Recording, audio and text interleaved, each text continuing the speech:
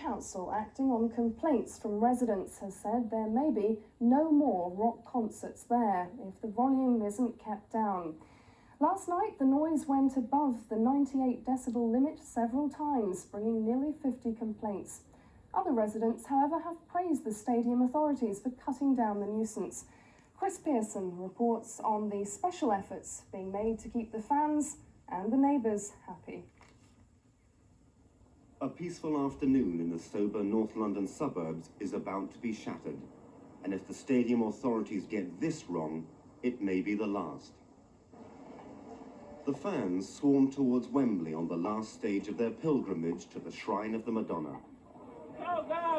Past the official merchandise and the more traditional touts. After 8 major concerts at Wembley this summer, the authorities are going to extraordinary lengths to take the sting out of one inescapable fact. Rock concerts are incredibly loud. The Care Bears, recruited from local youth clubs, patrol the streets collecting complaints from residents.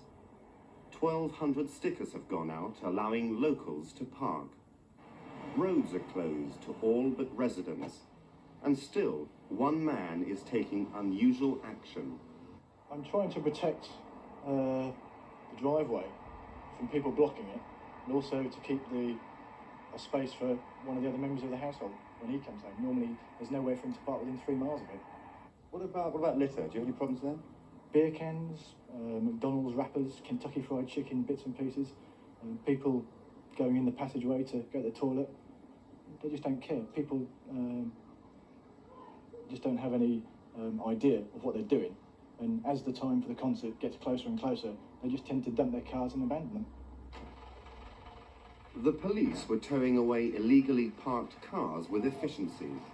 Chaos, one called it, but 60 vehicles went.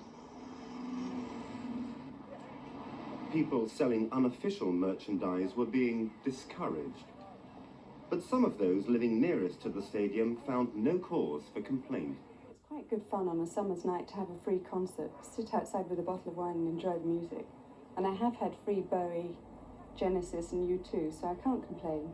Wembley Stadium's a large employer, and I think a lot of people realise that as well. We need it. That it's part of Wembley life? Yes, very much so. It would be just another boring suburb without it. Back inside the stadium, this is the calm before the storm. And this is the storm. Please take it easy, there's no need to run. Promoter Harvey Goldsmith pleaded with fans not to rush to the front, with about as much effect as King Canute before him. For the first time, a second set of speakers is positioned halfway down the pitch, so less power is needed to reach the back. Can I have your name, please? The nerve centre of the operation to appease the residents is the hotline. There were 63 calls yesterday, 52 complaining and 9 praising the smooth organisation. All calls are logged, protests passed on and replies delivered.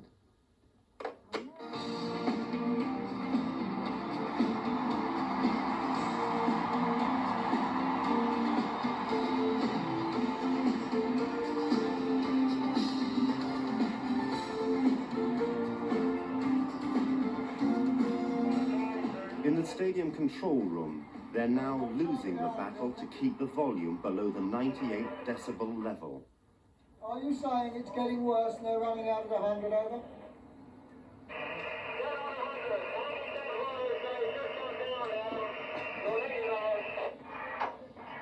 Yeah. Phil, we've got to insist. You must pull it lower than that. It's no good at the moment. You've got to pull it lower than that. Over.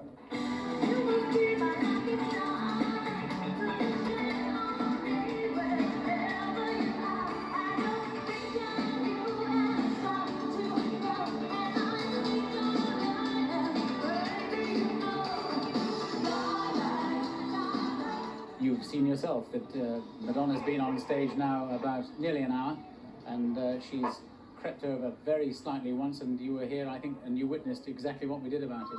And she's now down well within the tolerance level, around about 94, 95 decibels. So I'm very happy with that. Seconds after the show ends, Madonna leaves at speed with her police escort. The fans depart happily to start a slow journey home, and peace descends on Wembley for about another 15 hours. Chris Pearson with a new, quieter Madonna there.